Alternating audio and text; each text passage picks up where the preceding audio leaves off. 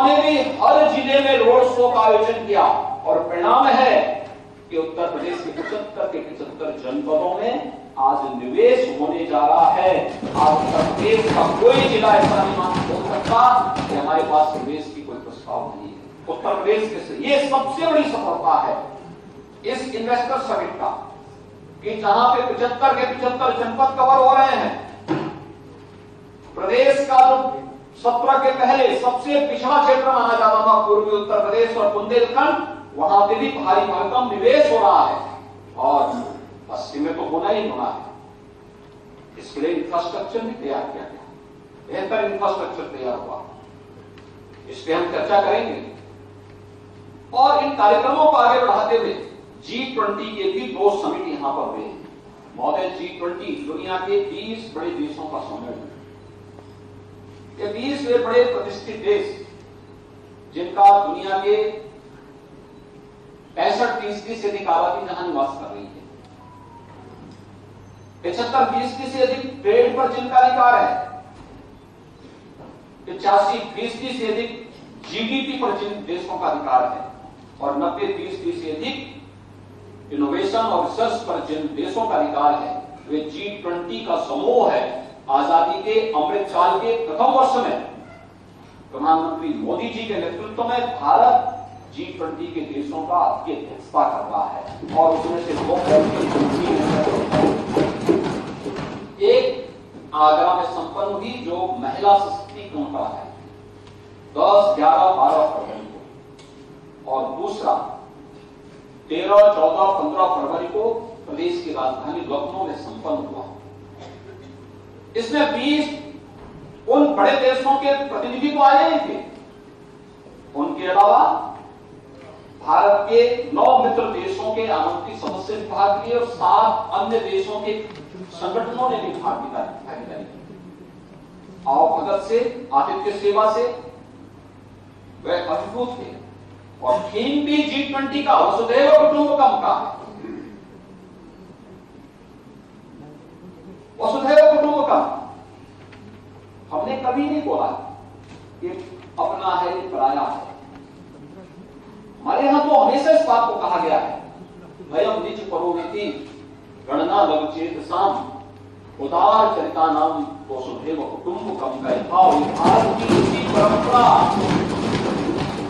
ये सबसे बड़ी बात रही है। सदैव इस बात को महत्व दिया।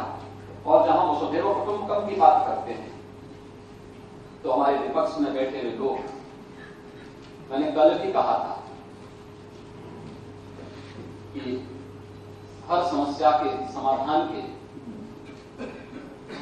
2 रास्ते होते हैं, या तो उसमें भाग लो या भाग लो।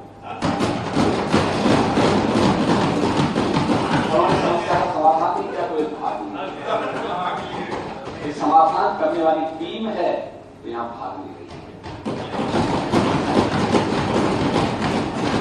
जब हम यहां पे वसुधैव कुटुंबकम की बात कर रहे हैं, प्रधानमंत्री मोदी जी के नेतृत्व में दुनिया का भारत पे संदेश पहुंच रहा है, तब वो जाति की बात कर रहे हैं। जब हम ग्लोबल इन्वेस्टर समिट की बात कर रहे थे तब वह जाति की बात कर रहे थे। जब हम G20 की समिट की बात कर रहे थे तब वह जाति की बात कर रहे थे।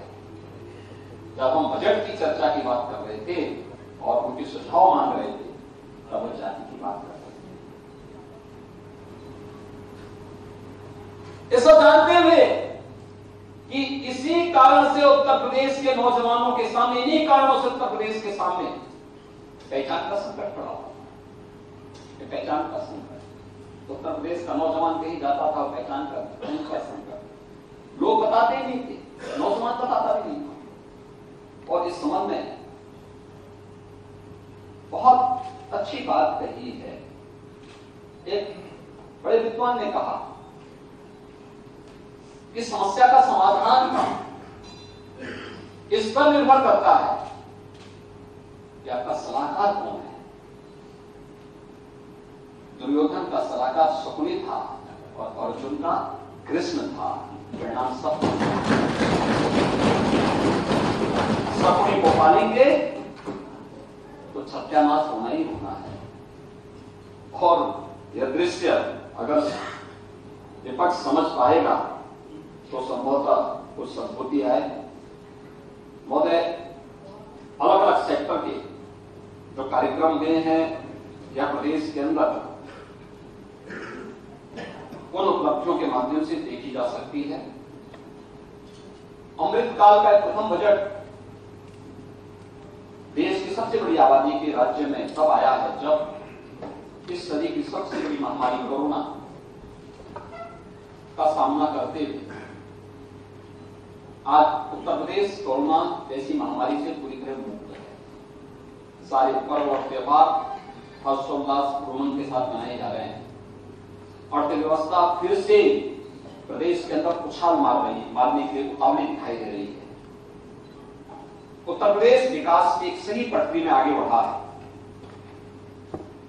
एक तरफ कोविड महामारी थी, दूसरी तरफ रूस और यूक्रेन का युद्ध भी था। पूरा यूरोप आर्थिक मंदी के दौर से गुजर रहा है। 1947 में भारत का ही हिस्सा जो पाकिस्तान था, आज उस पाकिस्तान में रोटी के नारे पड़ रहे हैं। लेकिन भारत प्रधानमंत्री मोदी जी के नेतृत्व में आज वैश्विक नेतृत्व की जिस क्षमता का प्रदर्शन कर रहा है, पूरी दुनिया उसके प्रति अभिभूत है। हर भारतवासी को उसके गौरव की अनुभूति करनी चाहिए। और उत्तर प्रदेश अपनी इस भूमिका में भारत की अर्थव्यवस्था को मजबूती प्रदान करने में कैसे योगदान दे सकता है, यह बजट उसी का प्रतिनिधित्व करता है। तो सदन में जो बजट आया इसकी थीम ये कि हम लोग $1 ट्रिलियन की इकोनॉमी बनेगी। अगर प्रधानमंत्री मोदी जी ने भारत की इकोनॉमी को $5 ट्रिलियन की इकोनॉमी बनाने का एक संकल्प लिया है, उसके अनुरूप कार्य योजना बना करके भारत को आगे बढ़ाने का कार्य प्रारंभ किया है, तो हमारा भी दायित्व बनता है कि अपनी आबादी के हिसाब से हम भी कंट्रीब्यूशन कर सकें। जितनी उत्तर प्रदेश की आबादी है उतनी आबादी के हिसाब से हम भी अपना कंट्रीब्यूशन कर सकें। और आबादी के हिसाब से कंट्रीब्यूशन करने के लिए एक सर्वसमावेशी समग्र विकास की सोच रखने वाला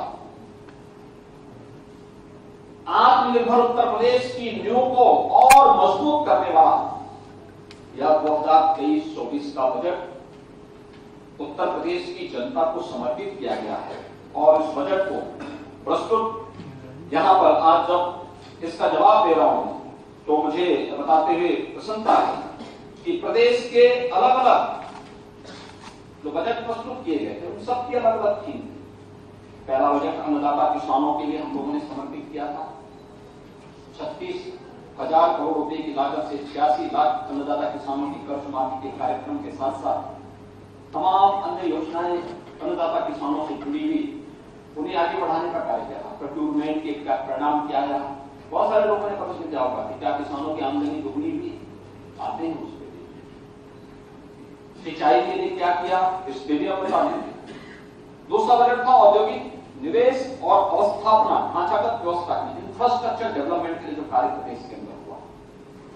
तीसरा था मिशन शक्ति महिला सशक्तिकरण के लिए जो कार्य हुआ। चौथा था युवाओं के विकास के लिए और इंफ्रास्ट्रक्चर डेवलपमेंट के लिए जो नई कार्य योजनाएं प्रदेश के अंदर तैयार हुई। 21-22 का बजट उत्तर प्रदेश के विभिन्न वर्गों के स्वावलंबन से जुड़ा हुआ था। 22-23 का अंत्योदय से आत्मनिर्भरता की संकल्पना